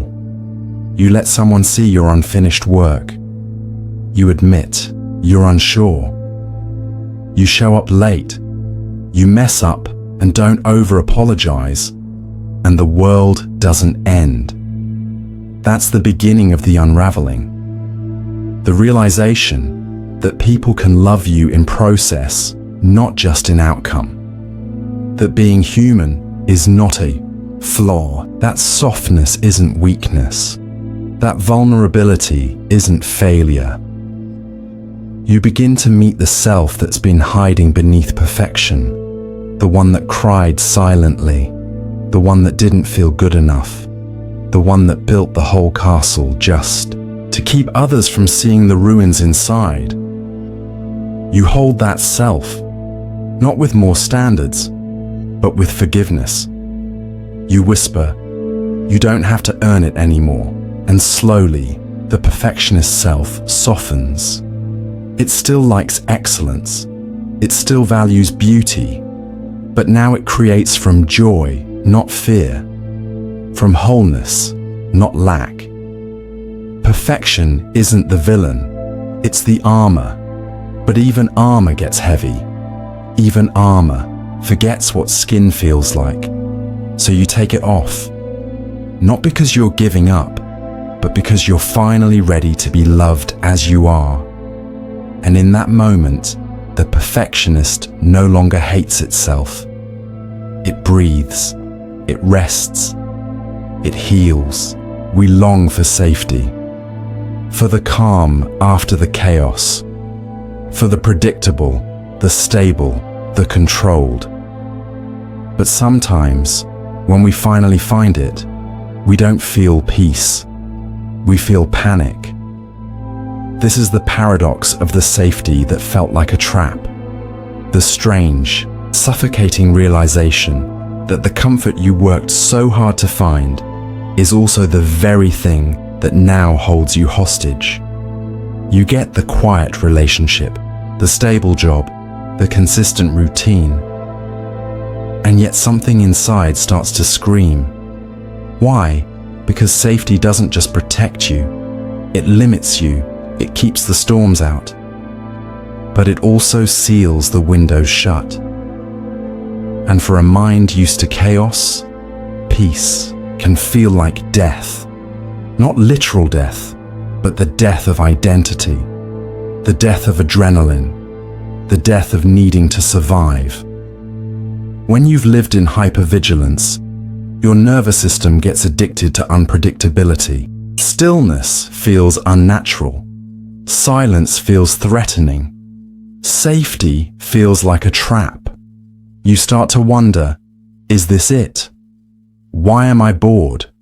Why do I feel numb? And then comes the guilt. You judge yourself for not appreciating what you have. You shame yourself for craving disruption. You think something's wrong with you, but nothing's wrong. You're just adjusting. You're confronting the fact that your idea of safety was never about peace. It was about control. And now that you're not fighting for survival, you're forced to face something even more uncomfortable. Who you are when there's nothing left to fight. That's where the trap forms. Not because safety is bad, but because you never learned how to exist without danger. You learned to be alert, to anticipate rejection, to brace for betrayal. But now, no one's attacking, no one's leaving. There's no fire to put out, and your system doesn't know what to do with that. So it creates its own fires. You pick fights, you overthink, you fantasize about escape, not because you want chaos, but because it feels familiar. That's the haunting part of the trap. When safety feels like stagnation and chaos feels like proof of life, So what's the way forward? You start by understanding this isn't weakness, it's trauma residue. It's the body saying, I don't recognize this calm, I don't trust it yet. And instead of fleeing safety, you relearn it. You teach your nervous system that peace is not a setup, that love without drama is still love, that rest isn't laziness, that not being in danger doesn't mean you're not alive. You expose yourself gently. You sit in the silence without distraction. You notice the stillness in your breath. You let yourself feel bored and realize boredom isn't the enemy. It's a doorway, a threshold to creativity, to emotional depth, to a life not defined by the next emergency. Eventually, you begin to understand. Safety was never supposed to be a trap. It only felt like one, because you hadn't yet become someone who could live inside it fully. You had learned to survive. Now, you must learn to belong, to your home, to your body, to a reality that doesn't require constant defense. And when that shift happens, you don't need to burn everything down just to feel something. You feel enough in the quiet, in the softness, in the warm repetition of a peaceful life. And the trap, it becomes a haven. Not because it changed, but because you did. There's a strange, silent suffering that doesn't come from action, but from the inability to act. This is the paradox of the self that observed but couldn't intervene. When part of you watches your life unfold, like a passenger trapped, behind glass, screaming at the driver but powerless to take the wheel. You're fully conscious. You hear the thoughts. You recognize the patterns. You even predict the consequences. And still, you repeat them. You watch yourself send the text you know you'll regret. You stay in the relationship you know is slowly killing your spirit. You put off the project until it becomes a source of shame. You're not blind. You're not unaware. You're awake. Painfully so. But being awake doesn't mean you're in control. That's the agony. The self that observes can narrate every moment of dysfunction, but cannot stop the play. And it's not laziness. It's not weakness. It's a fracture between awareness and agency, between insight and change. You know better, but you can't do better. Why?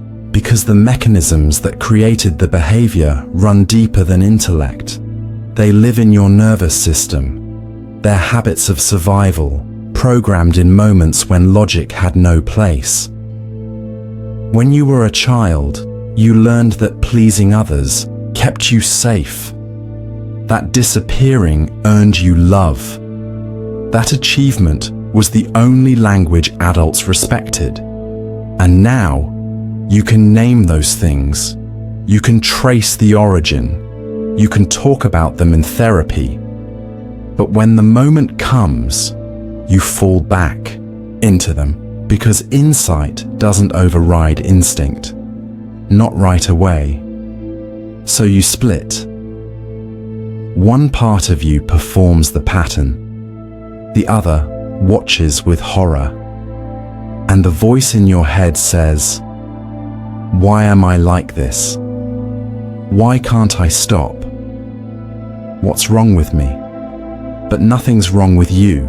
You're just caught in a lag between who you used to be and who you're trying to become. And in that space, observation feels like torture. So what's the path forward? You start with compassion. Not the soft, vague kind, but a fierce, grounded kind that says, "I see you, I know you're trying, and that's enough for now." You stop demanding instant change. You start celebrating awareness as progress, because observation is the first rebellion, the first crack in the autopilot, the first sign that something new is trying to be born. Then, you make the gap smaller. Tiny interventions. When the urge to spiral appears, pause for one breath. When you catch yourself people-pleasing, change one word, not perfection, just interruption. You don't need to override the whole program. You just need to send a new signal. And over time, those signals become habits. The observer gains influence. The voice behind the glass becomes the one holding the steering wheel. But here's the secret. Even when you're stuck, even when you don't intervene, you're still evolving. Because watching yourself means part of you has already outgrown the pattern. You're not broken. You're in transition. And the self that observes, it's not powerless. It's patient. It's waiting for the moment when the cost of staying the same finally outweighs the fear of change.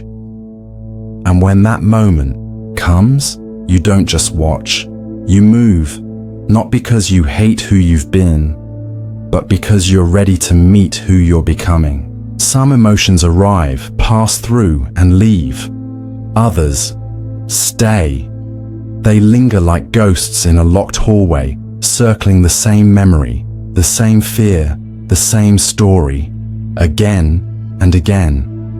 This is the paradox of the emotion that looped without exit, the feeling that doesn't evolve, only recycles. You think you've cried enough. You think you've processed the breakup, the betrayal, the failure. But one random moment, a scent, a song, a silence, and you're right back in it. Same sadness, same rage, same helplessness. It's not a new wave, it's the old one replaying itself, on a loop with no resolution. You start to wonder, is this who I am now? Is this permanent? No, but it is a sign that this emotion was never fully heard, never fully honored. It was survived, not integrated. You might have rationalized it away. You might have buried it in productivity. You might have numbed it with distractions.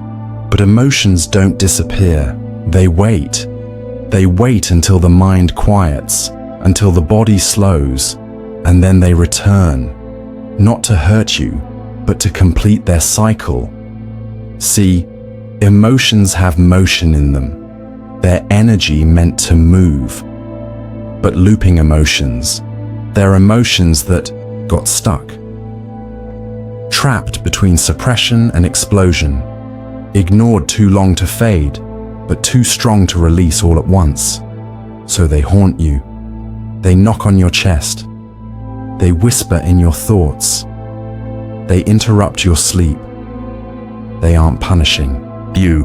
They're pleading with you. Feel me fully. Listen to me. Let me go. But most of us don't know how. We think naming an emotion is the same as expressing it. We say, I'm sad, and move on. We cry for 5 minutes and then apologize. We vent once and think it's resolved. But looping emotions need more than acknowledgement.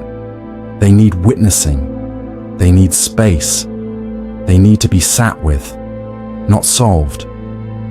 You need to go into the body, to feel the grief behind the anger, to feel the fear beneath the numbness, to breathe into the ache, not to fix it, but to finally allow it. And that's hard, because feeling deeply means losing control for a while. It means crying harder than you wanted. It means trembling. It means grieving for the version of you that held it in for so long. But when you do, something shifts. The loop weakens. The emotion completes its cycle, and what once felt endless becomes a passage, not a loop, but a spiral. You return to the feeling again, but differently, with more clarity, with less fear, with a new layer of wisdom. That's how healing looks. Not linear, not efficient, but layered, gentle, messy, slow. And each time you return to the feeling with more acceptance than before, you reclaim a piece of yourself that had been frozen in time. Eventually, the emotion loosens its grip. It no longer loops. It lingers less. And you stop fearing its return because now you know what to do. You listen. You breathe. You feel.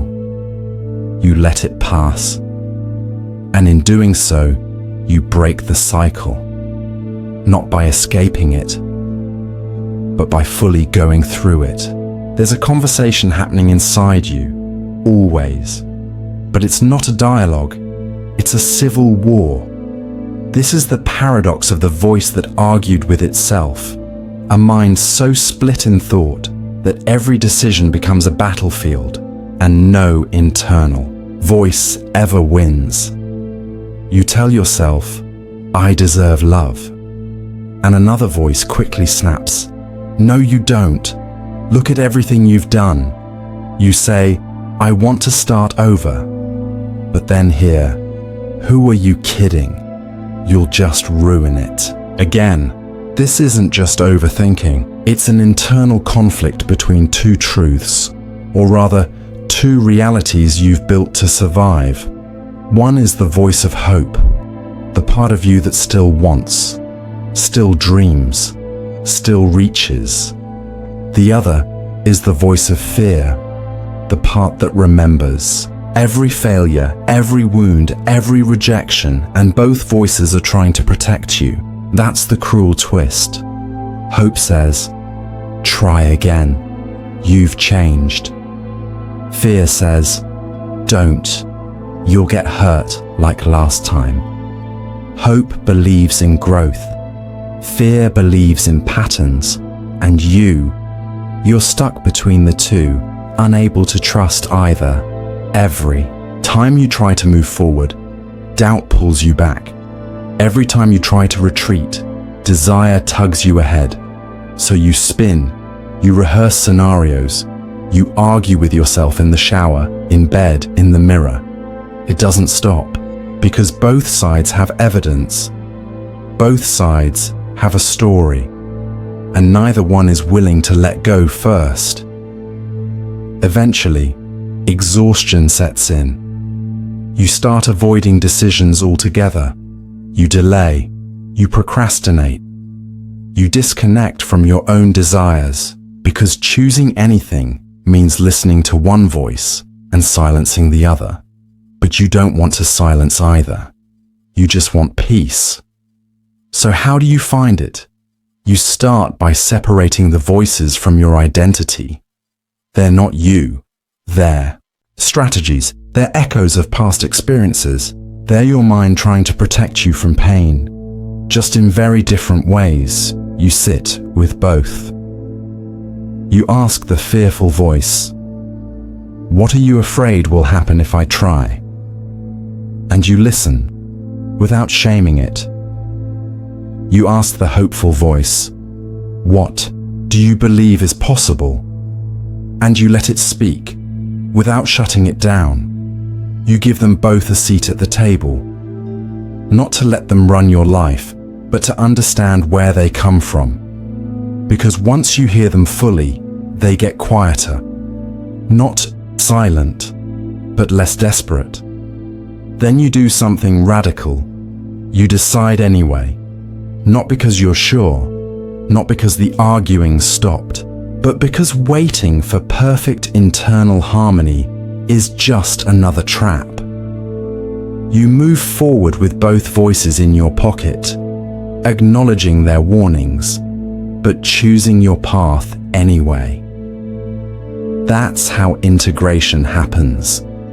Not by silencing parts of yourself, but by carrying them with grace. Eventually, the voices begin to trust you. They stop screaming. They whisper. They allow.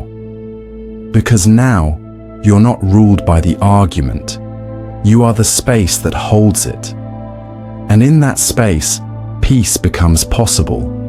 Not because you stopped the debate, but because you stopped needing to win it. Choice is supposed to be freedom. The ability to choose is often seen as power, as proof of agency, maturity, and control. But what happens when every option you consider makes the others vanish, and none of them feel right? This is the paradox of the choice that cancelled itself out, where the act of deciding becomes the death of all possibilities, and in chasing the perfect decision, you become paralyzed. We imagine that choice is clarity, but in reality, choice is loss.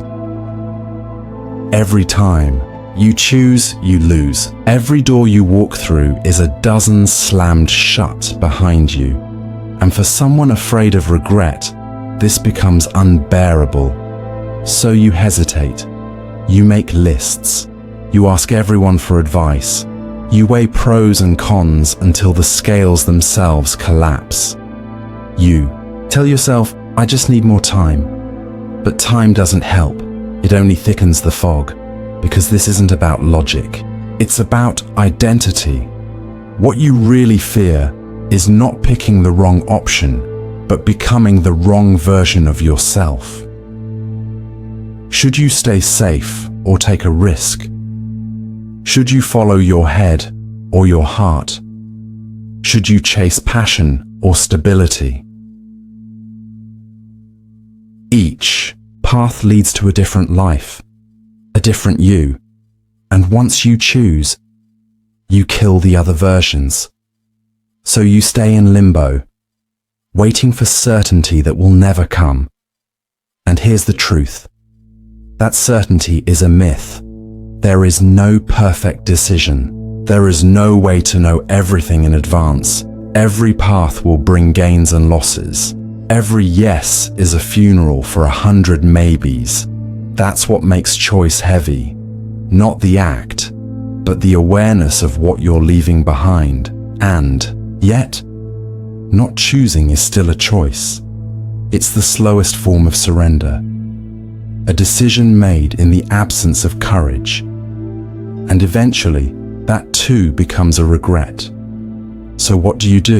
You learn to choose without knowing. You embrace the art of incomplete information. You acknowledge the grief baked into every decision. You realize that clarity often comes after the leap, not before. You pick the door, walk through it, and let the other lives go. Not because they were bad, but because they weren't yours to live. And then something unexpected happens. You build conviction from movement. You gather confidence from momentum. You start shaping the self that can survive and even thrive with consequences. Because choice isn't just about the right option. It's about becoming the person who can make meaning out of whichever path you walk. You stop seeking the perfect life. You start seeking the most honest one. And that's when the spell breaks. The paralysis fades, the weight lifts, and you realize freedom was never about endless possibility.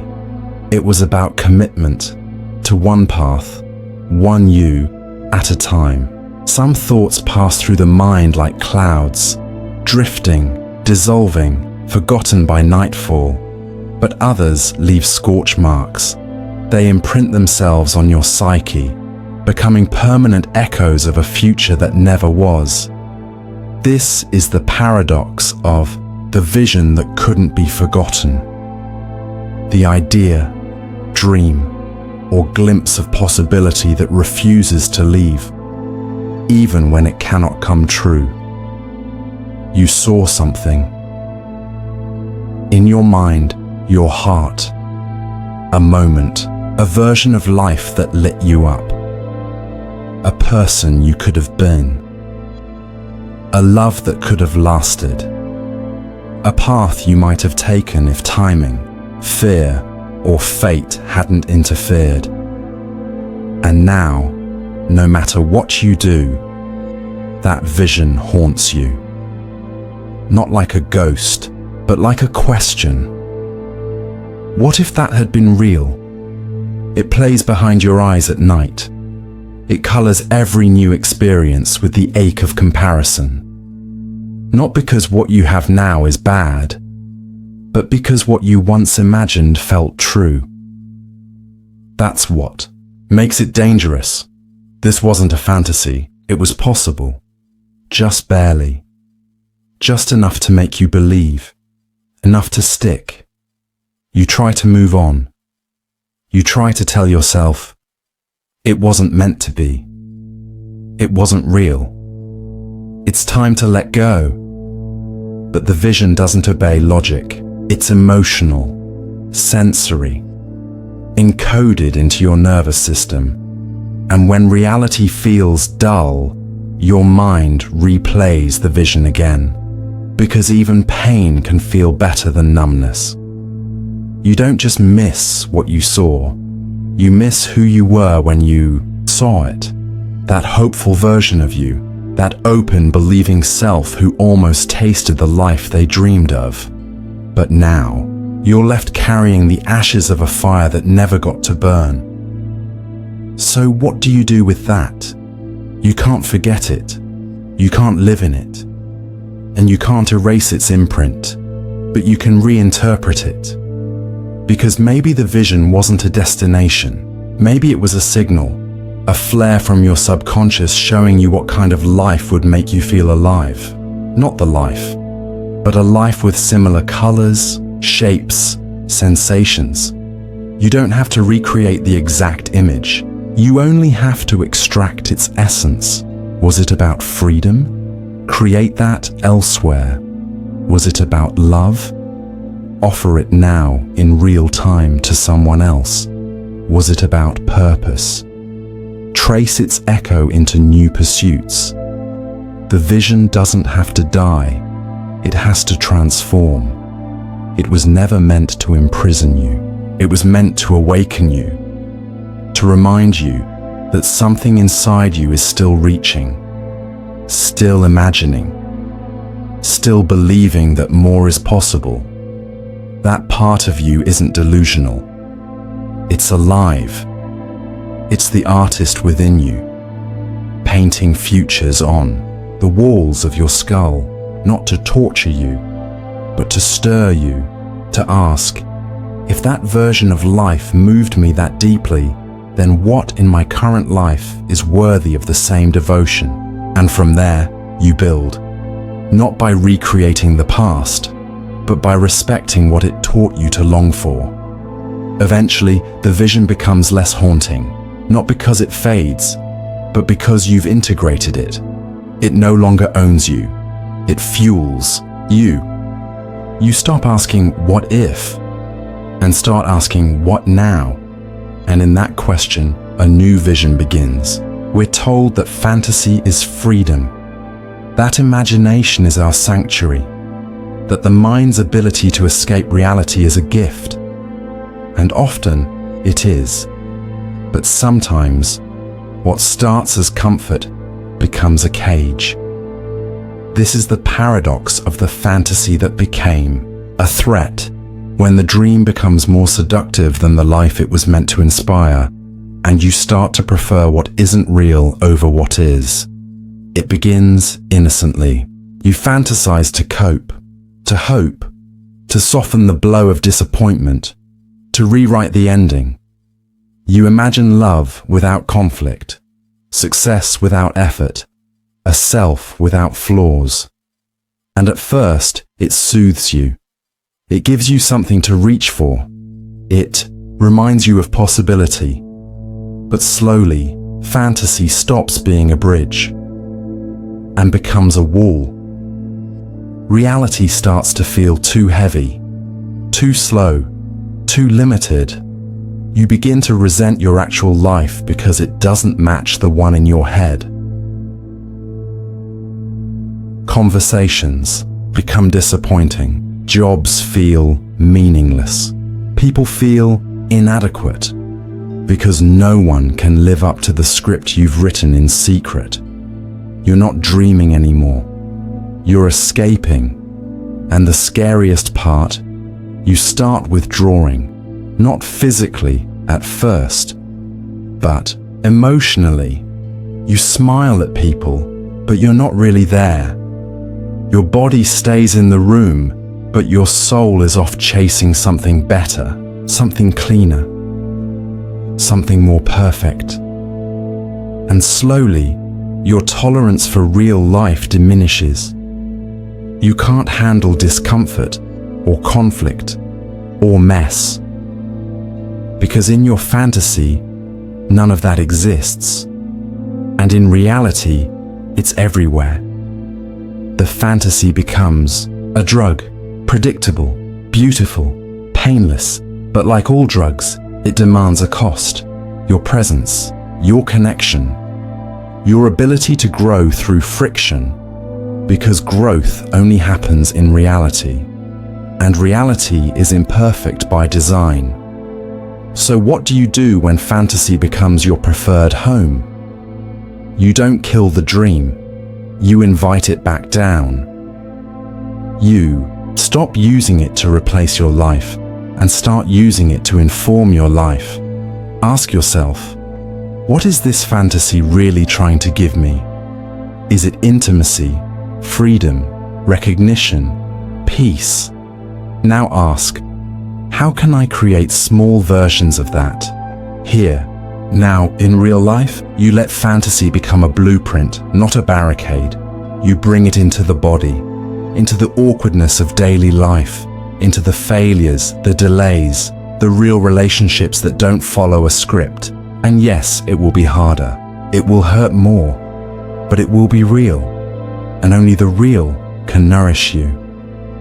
Eventually, you'll notice something. Your need to escape lessens, because life itself starts to carry pieces of the dream. Not all of it, but enough. And the fantasy that once haunted you now becomes your compass. Not an addiction, but a direction. You're not meant to abandon your dreams. You're meant to translate them into something you can touch, even if it's imperfect. Because life may not be the fantasy, but it can be meaningful if you're brave enough to live inside it. There's something comforting about certainty. It's the feeling of having your feet on solid ground, your beliefs locked in, your identity known. But what happens when that ground begins to move? This is the paradox of the reality that shifted under certainty. When the very things you were most sure of begin to unravel, and the world you trusted no longer behaves the way you thought it would. It doesn't happen all at once. It starts with small doubts, a moment of confusion, a crack in the narrative. Maybe it's a belief you've held for years about who you are, what life means, what love is, what's right or wrong. And then something doesn't fit.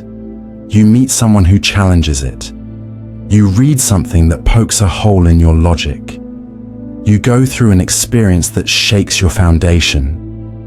Suddenly, what once felt stable feels distorted. Your thoughts swirl. Your confidence shatters. And worst of all, you don't know what's real anymore. You thought you knew yourself. You thought you knew how the world worked. But now, everything's slippery. This isn't just disorientation, it's identity collapse. Because certainty isn't just about facts, it's about safety, about control, about the illusion that the story you've been telling yourself was the truth. But the truth doesn't live in permanence. It lives in movement, in evolution, in paradox. And when that evolution happens, it feels like betrayal. Your past self looks naive. Your present self feels lost, and the future terrifying. So you have a choice. Cling tighter to the old certainty, or walk into the fog of not knowing. Most people resist the fall. They defend their beliefs with desperation. They argue louder. They double down. But the ones who grow, they let go. They surrender the idea that reality should be rigid. They accept that truth is layered, messy, contradictory. They allow themselves to be rewritten. That's terrifying, because in letting go of certainty, you also let go of who you thought you were. You become a blank page.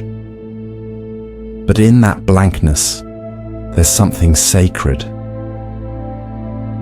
Curiosity returns, wonder reappears, and with it, freedom. Not the freedom of control, but the freedom of humility. You stop needing all the answers. You start asking better questions. You learn to hold opposing truths in the same hand. To say, I don't know. Not as a weakness, but as an invitation. You begin to trust your direct experience more than inherited scripts. And slowly, a new kind of reality forms. Not one built on certainty, but on integration. You become someone who doesn't panic when the ground moves, because you've learned to move with it. You let reality breathe, shift, surprise you, and in that constant unfolding, you find a strange kind of peace, not because you know everything, but because you've made peace with not knowing. That's when reality stops being a threat and becomes a dance. And your certainty, it transforms into something deeper. Wisdom, not rigid, not loud, but flexible, quiet, alive. Not all lies come from outside. Some live right inside your head, fully aware of themselves, fully aware you know they're lying, and yet they speak anyway. This is the paradox of the thought that knew. It was lying, a mental loop where your mind feeds you narratives you don't believe, but still respond to as if they're true. You look in the mirror and think, I'm not good enough, and immediately another voice says, that's not true, you know better. And yet, you still feel small, still hesitate, still act as if that lie had weight. Why? Because thoughts don't need truth to have power. They just need repetition. Lie, repeated enough times, becomes familiar. And what is familiar starts to feel safe. So even when your conscious mind sees through the illusion, even when you know the thought is distorted, self-critical, unfair, you still get pulled under its gravity. It's like watching yourself put on a costume you've outgrown, yet pretending it still fits because it's the only one you know. This lie may not have started with you. It could have been passed down from a parent who never validated you, from a teacher who mocked your dreams, from a culture that defined your worth by your appearance, your gender, your productivity. At some point, your brain made it a default script. And now, even when you know better, you find yourself whispering, I'll never change. They'll all leave me. If I fail, I'm worthless. Not because it's true, but because your nervous system doesn't speak in truth. It speaks in familiarity.